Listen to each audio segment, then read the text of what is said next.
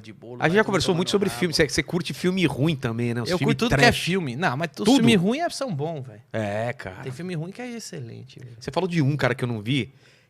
Cara, qual que era? O Vingador Tóxico. Exatamente, É cara. bom Isso esse. vez daí não vi ainda. É bom. O Vingador Procura o Tóxico. diretor desse filme aí, é um judeu velhinho já, que tá sempre de gravata borboleta. E ele fica dando altas entrevistas por aí. Ele É? faz altos filmes trash, é.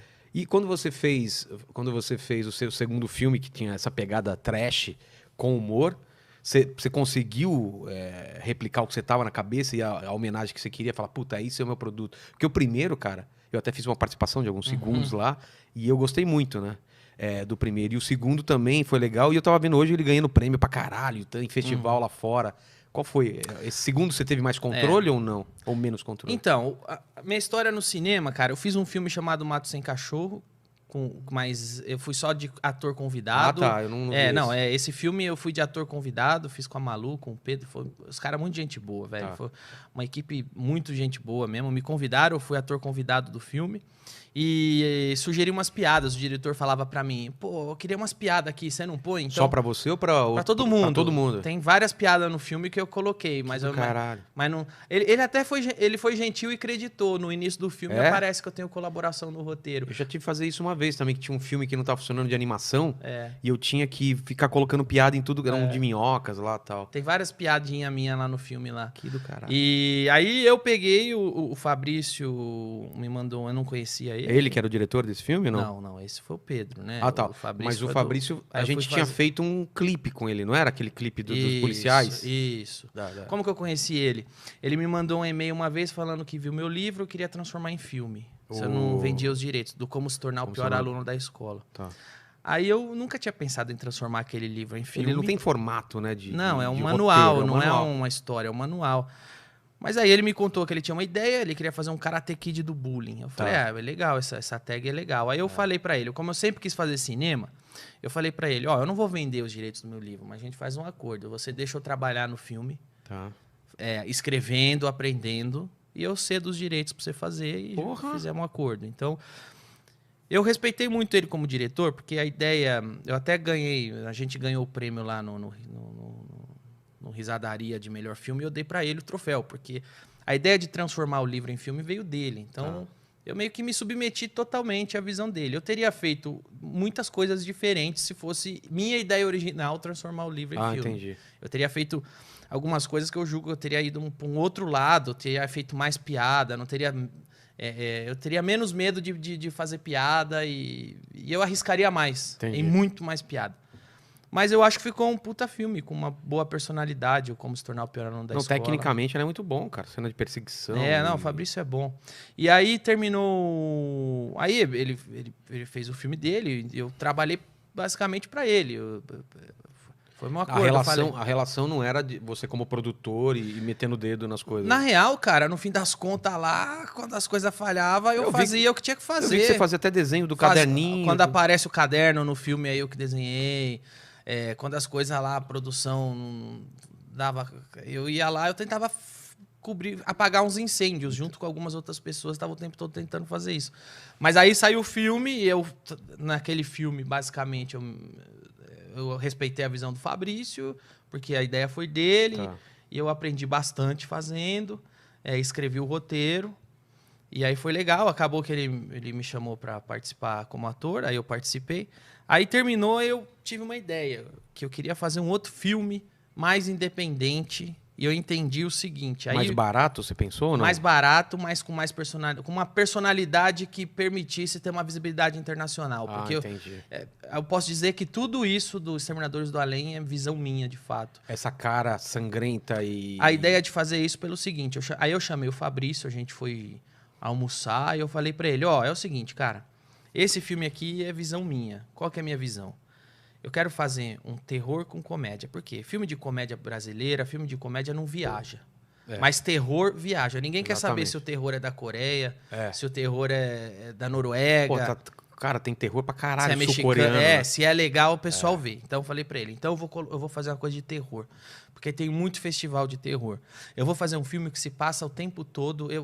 com o pior aluno da escola, eu aprendi algumas coisas. Eu aprendi que locação, se você souber trabalhar bastante tempo em uma locação, você economiza muito. Pra caralho. Então eu pensei no filme inteiro dos Terminadores do Além contra a loira do banheiro. Dentro de uma escola. Dentro de uma escola. Vou trazer a loira do banheiro com elemento pop. Tá. Vou trazer eu, Murilo, Léo, que nós somos amigos e tem química. Já tem os personagens lá.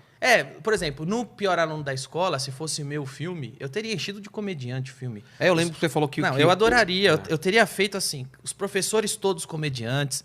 Eu não teria problema em fazer um filme cheio de comediante. Mas ele queria dar uma sustentação com o ator? Qual é a ideia dele? Não, mas... enfim, ele quis escolher os atores que ele quis. A visão dele. Eu me submeti, respeitei. E ficou um resultado bem legal. E aí... Quando foi no Exterminador do Além, eu trouxe essa visão. Falei, eu quero fazer um terror com comédia, porque o terror viaja. A gente vai poder inscrever em vários festivais. Eu vou fazer a loira do banheiro, porque é elemento pop. Vou fazer assim, assim, loira do banheiro é daqui do Brasil? É do Brasil. Não, é do Brasil. Ah, é, cara? Mas aí a gente lançou, deu certo a minha estratégia. A gente lançou internacionalmente. E aí a gente deu um migué que é a Bloody Mary. Ah, tá.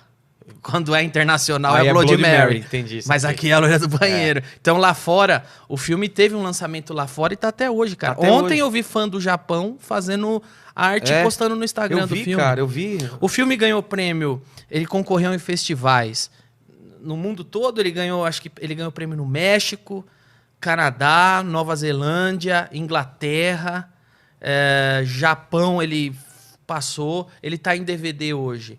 Nos Estados Unidos. Ele não tem o DVD dos Terminadores do Além no Brasil. Mas tem nos Estados Unidos, tem na Inglaterra, tem no Japão, tem na França. Tem o DVD em francês. Já assistiu tem eu dublado em francês, tem eu dublado em espanhol. Caralho, eu quero ver isso. Não dá pra... Você só pode comprar se for internacional. No Brasil não tem.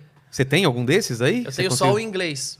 E no Netflix tem em espanhol, porque tá no Netflix da América Latina. Entendi. E aí, cara, foi isso. Você curtiu mais esse resultado do que do outro, como filme, como produto final? Ele tá mais próximo do que eu imaginei que seria. E é mais próximo do que eu fazia. Se você pegar quando eu era moleque em Santo André, meu pai me deu uma câmera usada. Meu sonho era fazer cinema. Meu pai comprou uma câmera usada. Esse vídeo aí você colocou em algum Na grupo? 25 de março eu fazia filme, cara. Eu dirigia assim, eu fazia tudo na sequência, eu fazia os planos bonitinho. Eu punha o gravador do lado a música do lado da câmera e ligava, aí acabou tensão. Aí eu desligava, porque eu não tinha como editar. Fazia tudo na hora, velho. Tipo os caras do Feira da Fruta lá. Você editava no próprio videocassete? Editava no próprio videocassete. Mano, que difícil isso. Filmava tudo, criava a história, dirigia. Você colocava isso onde? Ou não colocava? Cara, aí, quando eu fiz o primeiro filme, chamava Morte na Rua Sevilha, que foi a rua que eu morava. Porque você é de Santo André, Sou de Santo André, de São Bernardo. do Parque das Nações. Aí uma Rua Sevilha é uma viela.